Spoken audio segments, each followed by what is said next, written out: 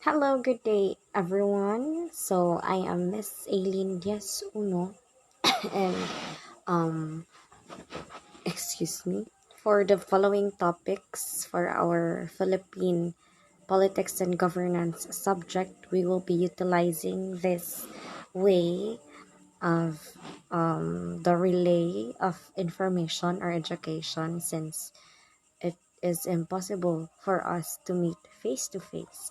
Now, please bear with this. I will try my best for you to understand our topics. So,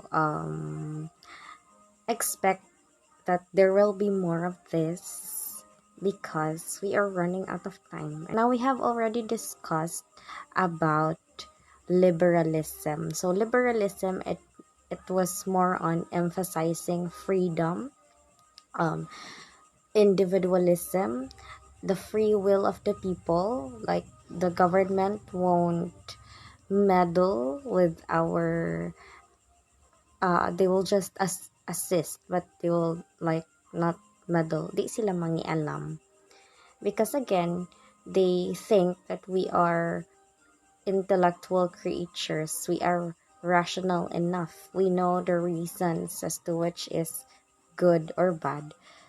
Basta liberalism equals freedom, right? Now, let us tackle another political ideology, which is called as conservatism.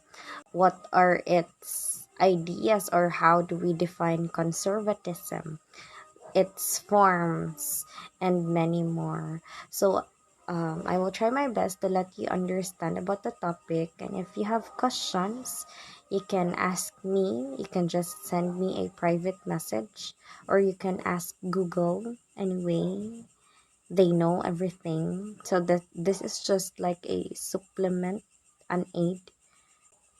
Conservatism rules out the primary role of the government. So let us try to understand as to how it rules out or rejects the primary role of the government. So the primary role of the government is to serve and protect its people. Now we have different forms of conservatism, and let us try to understand which conservatism, or which forms of conservatism, rules out the primary role of the government. Anyway, di man tanan forms of conservatism nag-rule out or nag-reject sa government. Some lang, like libertarian conservatism. So let us proceed. So conservatives value the hierarchy of power and authority that are primarily lodged in a modern class of leaders. So we view leaders as the one who is authorized, kana bang najud sa babaw, like the picture. A leader has the ability to govern and to control his subjects or his people. So ang giuna-una sa conservatives, givalue jud nila ang hierarchy, ang power of a leader in some way. But then again, we have different forms of conservatism. Let us try to understand each form. So what other values and principles are associated with conservatism? Now let us try to define conservatism first. So what is your concept of being conservative or conserve? The root word for conservatism is conserve. Di ba, i-conserve is di hilaptan, like i-protect. Di ba nga naman ang concept sa pag-conserve. Now, conservatism, it is characterized by a resistance to change. Again, i-conserve, i-protect. So, dapat there should be no changes. Next, it adheres to the importance of maintaining traditional values, since it doesn't, or it resists change. It doesn't want to change anything, meaning it upholds traditional values. Insists that any form of change should be organic rather than subversive. When we say organic, it follows an organizational system. In an organization, we have this so-called hierarchy. I-follow man di ba na kung kinsa ang pinaka naa sa kinatasan, paubos. We have, say for example, ah, president. Next to him is the vice president, and then next are the senators, so on and so forth. There is a hierarchy na organization, na system sa ilang organization. So, rather than subversive, when we say subversive, it's like more on the overthrowing side. Kana bang imuhang i-overthrow ang usa ka leader. So, sa conservatism, naghuna-huna sila nga more on authority.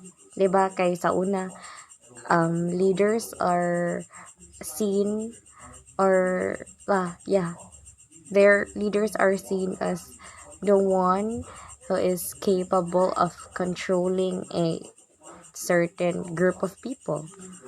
Nga naman jud ang concept sa leadership, right? Or sa being a leader. Makakontrol ka. Now, we have modern leaders today. Di ba, ingon man nga, a leader, um, does, a leader doesn't only command, but a leader also knows how to follow. My point is, sa conservatism, follow dyan sila organization or hierarchy rather than subversive. So, like, they reject the idea of overthrowing leaders, but in some point only. Again, we have different forms of conservatism. Depende sa unsay i-conserve nimo. Conservatism came from the Latin word conservare, which means to protect or preserve. Again, lain-lain ang concept sa conservatism kay naa may mga laing group of people nga lahi ilang gustong ma-conserve or ma-preserve sa ilang country. It will depend. It will vary based on the situation given. So, it highlights the customs and conventions existing in a community based on an attempt to conserve ang political, social, and economic practices that are beneficial to the nation. So, only those things that are beneficial to the nation, maura na ang i-conserve, i-protect, or i-preserve. So, we have different forms of conservatism. Daghan-daghan ni sila. Again, mag-vary sa situation kung unsay imong ganahan i-conserve. So, we have first, liberal conservatism. So, di ba, sa liberalism, we have Adam Smith for his laissez-faire, meaning there should be no intervention from the government as to the economic aspect of a society. So, for liberal conservatism, it upholds, again, laissez-faire markets, along with the typical concern for established traditions and respect towards authority and religious indifferences. They respect or they value authority and religious indifferences, but ilahang gi-emphasize nga the economy can work on itself, that there should be no government intervention. Now, it has the same concept with libertarian conservatism. Ilahang difference. So, libertarian conservatism frowns upon the enforcement of business regulations. Again, there should be no government intervention as to the economy, corporate subsidies, and other forms of intervention by the government. Ang ilarang difference, ang libertarian conservatists are anti-statist. They reject the intervention of the state in different aspects like economy, social aspects. So, i-reject nila tanan ang libertarian conservatism. Tanan nga ihatag nga intervention, forms of intervention sa government, they will reject it. Sa liberal conservatism, um, ang economy ra ang di hilabtan, but they still respect the authority. So again, magdepende ra sa unsay ganahan i-conserve, i-preserve or i-protect ng certain group of people. This is confusing. But again, sa liberal conservatism, economy only, but they still respect authority. For libertarian conservatism, they reject everything. They are anti-statist. Against jud sila sa ilahang state. So, examples ani kay kana bitang mahimong mga rebels, mga mag-revolution against their government. So for libertarian conservatism, they're more on the rebellious type of people. Kanang they want to overthrow the leaders because they want something new. Just like what happened to the French Revolution. They were sick and tired of King Louis XVI. That's why they overthrow him. They beheaded him because they wanted something or a form of government that will listen to all the sides or all types of people. Kana ra bang di dato ang palabihon. So mao na ang concept sa libertarian conservatism. I-reject nila tanan i-enforce or intervention sa government if they don't want it. So for national conservatism, it focuses more on the interests of the nation and its own citizens than those of external groups. So a perfect example for this is upholding our culture and our identity as Filipinos. So I'm not against it, ha. I don't have my opinion about it because there are both pros and cons about the jeepney phase out. Excuse me. Example rin sa national conservatism. Promote ang interest sa nation. Say for example, sa jeep. Let's say for example, jeep.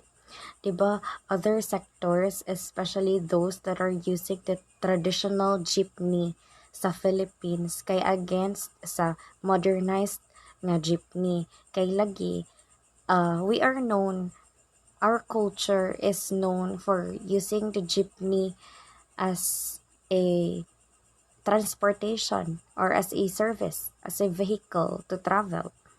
Now, ang i-promote sa national conservatism kay ang paggamit sa jeepney kay gi-uphold man ana ang kanang ato ang identity, cultural identity as Filipinos. And iyang i-reject ang sa external groups, say for example kanang mga groups nga nag-push nga dapat modernized na ang jeepney sa Philippines to join with the trend, not join, para makaapas bitaw sa panahon. So, gi-reject nila ang opinion sa mga mo-push nga dapat na ay modernized jeepney kay ilang gipadak-an ang pag-promote sa ato ang cultural identity as Filipinos. They want to preserve our cultural identity as Filipinos through the traditional jeepney. So nga na ang national conservatism. I-reject nila ang other ideas kay ganahan nila i-promote ato ang way, ganahan nila i-promote ang ato ang pagka-Filipino. So that's national conservatism. Let's just review later on. Let's finish everything. So next we have social conservatism. It believes that government intervention is necessary in promoting traditional values and behaviors. So perfect example for this is North Korea. 'Di ba? They don't allow other culture to influence them. Unsay ilang naandan dapat maora ilahang government ang kanang ni impose og certain rules. uh, let's have India also as an example. So government intervention sa India, they don't allow TikTok, or di pwede ang TikTok nga application dito sa ilaha. Why? Because they think nga 'di ba sa TikTok, grabe man siya ang influence sa TikTok, especially from the western countries. Now sa India, di nila gusto ma-influence ilahang traditional values and how they behave because of that certain app. So ilang government di mo allow nga ma-install ang TikTok dito sa ilaha, or i-restrict sa ilang phones. Intervene, makahilabot ang government, makakontrol ang government para ma-promote ilahang traditional nga mga values and behavior. Next is cultural conservatism. From the name itself, preserve ang culture. So it believes in the importance of preserving a cultural identity together with its associated values, beliefs, and norms. So here sa Philippines, kata example is the jeepney. Di sila ganahan i-phase out ang traditional jeepney kay ma-erase ato ang identities as ang atong identity as a Filipino, as well as celebration of fiesta, our respect towards the elders, how we say po, opo, ate, kuya, and then how Filipinos are very hospitable, kad na bitang mauna di ba na ang culture nato. So sa cultural conservatism, ganahan sila ma-preserve ilang culture. Religious conservatism looks for ways to preserve religious traditions and beliefs. That's why kita mga Catholic, di pa, naa naman na sa ato ang kanang culture, or sa ato ang church nga mosimba every Sunday, or sa mga pista iglilihi. We also celebrate yearly kanang mga mass, mga traditions sa Kwaresma or sa Semana Santa. We always do that yearly. Kay we want to preserve our religious traditions and beliefs, and also other religious sectors. Nagdepende na basta ang goal is to preserve our religious beliefs and traditions. Mo nang yearly buhaton para di mawa. So we also have the different founders of conservatism, how it started, who are the people behind it. So first we have Edmund Burke, one of the founding fathers of conservatism in Anglo-American circles. So he argued in Reflections on the Revolution in France that continuity and stability in institutions must be prized and protected. So dapat daw sa usa ka institution, it is continuous and stable. So mao nang natay leader to control the subjects or the people. Basta kay dapat continuous and stable ang institutions. Next, we have Joseph de Maistre. He believes that humans are generally prone to temptation and evil unless otherwise governed by a strict political structure composed of leaders and rulers. So, I forgot about who said it, but naiingon nga kanang man in nature is evil. Mga demonyo man daw ta na sa innate na nga nature na to nga we are ruthless, evil ta. Maunang we have to be governed by strict leaders for us to obey. So, evil naman daw ta. Dapat lang jud na ay mo rule nato para mag-guide and mag-control atong behavior. That's just according to Joseph de Maistre. Next is Russell Kirk, one of the fathers of post-war American conservative intellectual revival. So through his book, The Conservative Mind, he restored the idea of intellectual conservatism. Sa intellectual conservatism, mas gipakadak-an ang mind, mas gipakadak-an ang reasoning to explain everything that happens in the society. Reason and reason alone. Intellect lang ang gamiton. No other factors. Intellectual lang jud. So, historical background of conservatism. The roots of conservatism can be generally traced back to the occurrences during the French Revolution in 1789. So, they wanted to have, so sa French Revolution, manggod, they wanted to have leaders who are responsible. They wanted equality. That's why they have overthrown King Louis XVI and his wife. Kay corrupt na, and grabe na ilahang debt during that time. They wanted to have a leader who's responsible enough to handle them. Mao nang nahitabo sa French Revolution. So, gusto nila i-preserve and i-protect ilahang government nga mubalik bitaw sa sakto nga dan. That's why they overthrown King Louis XVI. Mauna ang concept sa libertarian conservatism. It's quite confusing kay, di ba, i-oppose man dapat ang change, mo resist man dapat og change, di ba? Ang concept sa conservatism. They wanted something stable and continuous. Pero ani sa French Revolution, ganahan nila ang lisod i-explain. Ganahan nila nga mabalik, ma-conserve, ma-preserve ang responsible government or responsible leaders rather than have those who are abusive, just like King Louis XVI. Mo nang ilahang gi-overthrow. Nga na ang concept sa libertarian conservatism.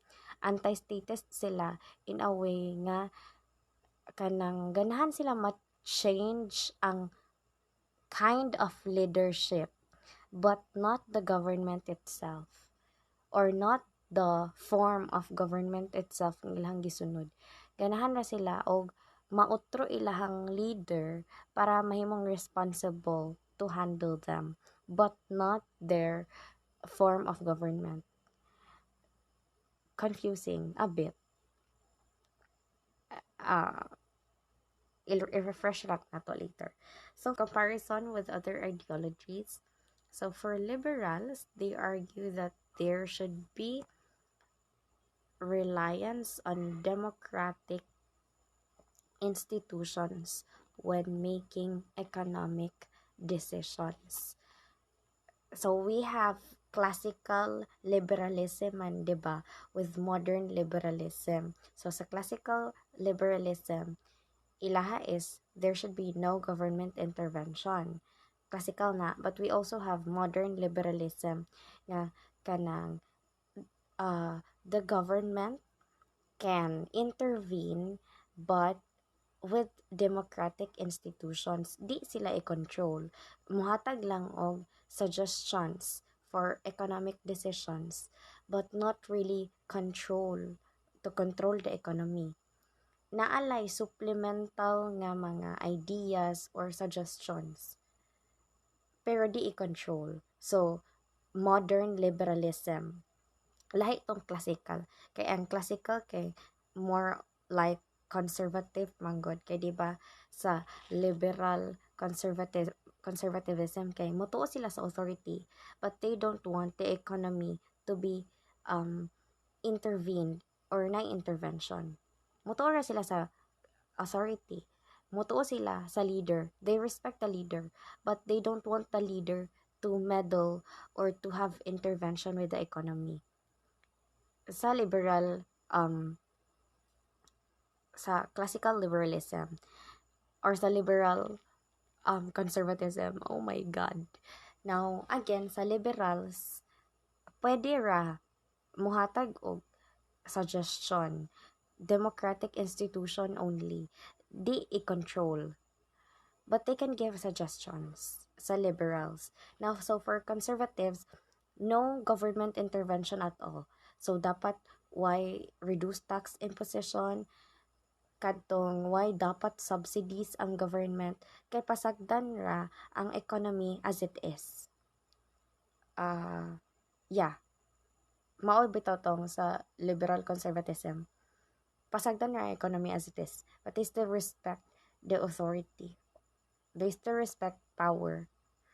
So again, liberals, modern liberalism ni nga concept, makhatag og supplement or suggestion, but not to control. Ha? To make economic decisions. Suggestions lang, di ang pag-control. So socialists have a positive perspective towards humans. They are individuals within society.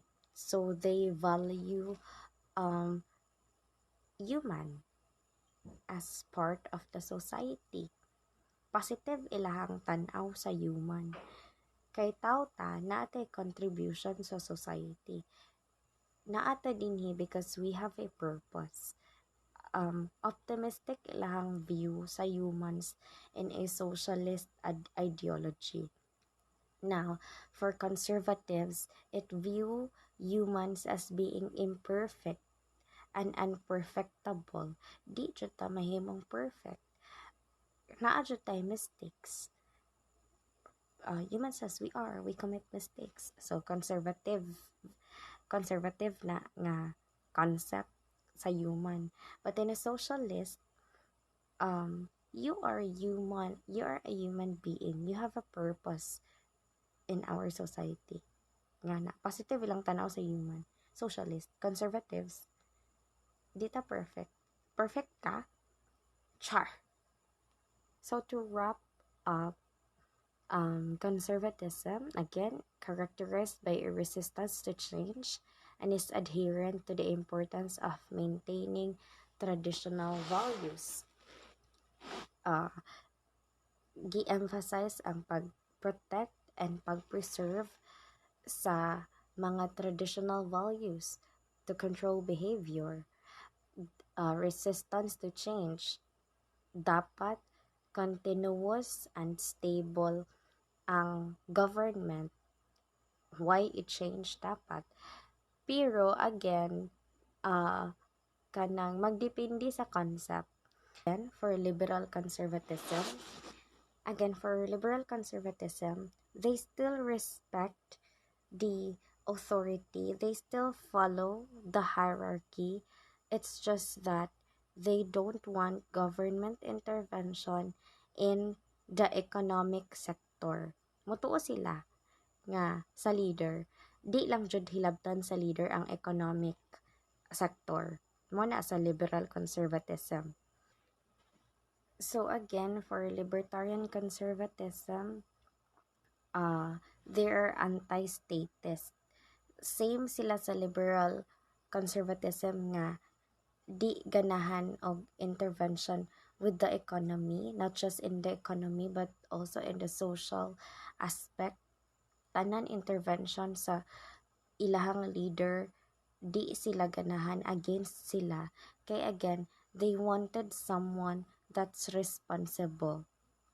So, mauna, ganahan nila i-protect ilahang government in a way nga ganahan sila og maayo nga leader.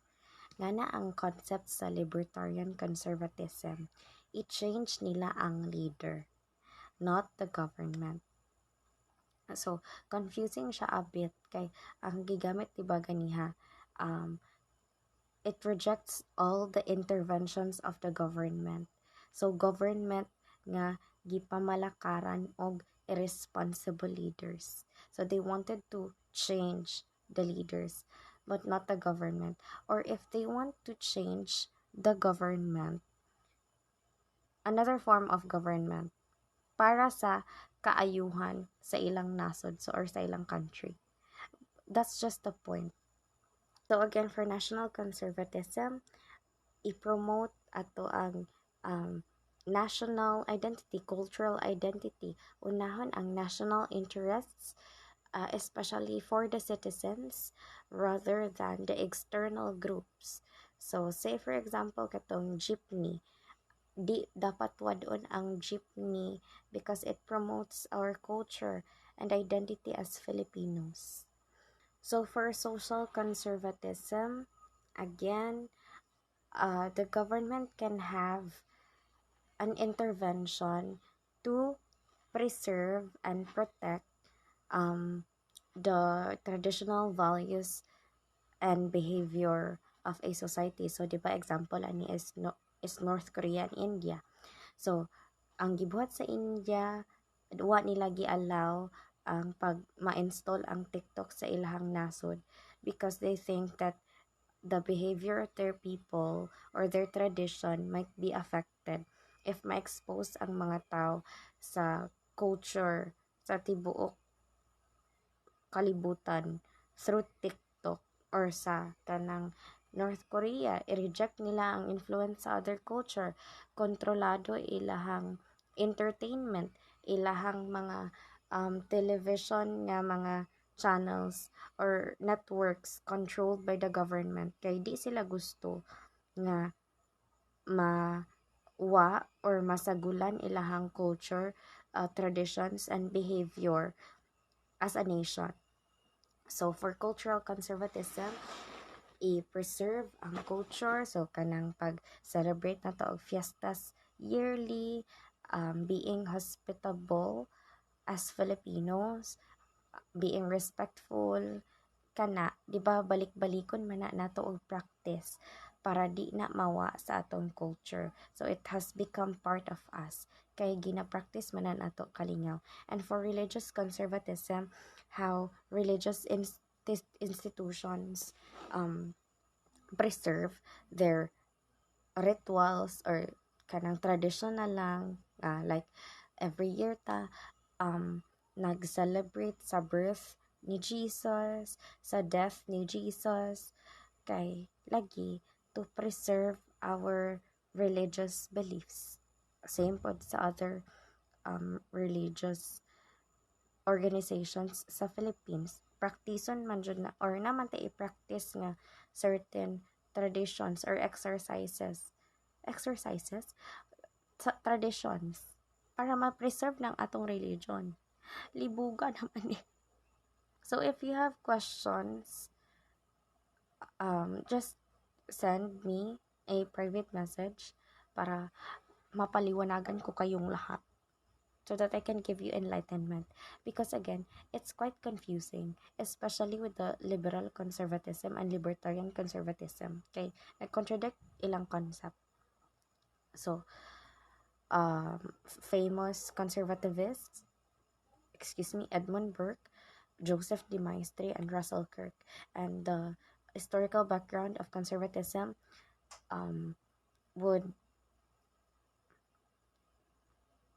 was way back the French Revolution. So, again, if you have queries, just send me a private message. Good night, everyone. I'm very tired.